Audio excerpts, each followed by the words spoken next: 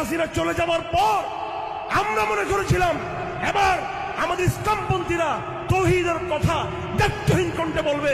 আফসোস, তারা ক্ষমতার লোভে এমন পাগল হয়ে গেল, তারা তৌহিদ আগে যতটুকু ছিল সেটাও তারা ছেড়ে দিতে লাগলো। শেখ হাসিনার আমলে তো আপনারা কেউ গিয়ে গীতা পাঠ করেন নাই।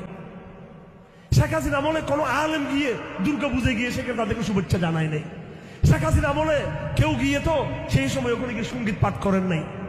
এই আমলে যখন ফ্যাসিজম নাই, তার জুলুম নাই, এবং হিন্দুস্তানের অধিকার বাংলার উপরে, হিন্দুস্তান আধিপত্য বাংলার জমিনে অনেক কমে গেছে, এই সময় কেন গিয়ে আপনি এগুলো করতেছেন? সব ক্ষমতার লোভে। এটা করলে ভারত বলবে মডারেট, এরা ঠিক আছে, এরা জঙ্গি জঙ্গি না, কেন ক্ষমতা আসলে সমস্যা নেই, ক্ষমতার লোভে পাগল হয়ে গেছেন, ক্ষমতার লোভে। আরে শুনে রাখেন, গণতন্ত্র আপনাকে একদিন ক্ষমতার মস্তদে নিয়ে যাবে। এই গণতন্ত্র আপনাকে আরেক নির্বাচনের মাধ্যমে ফাঁসির মঞ্চে নিয়ে যাবে আপনাকে। আমরা ইসলামের সেই বিজয়ের কথা তরুণ প্রজন্মকে বলতে এসেছি।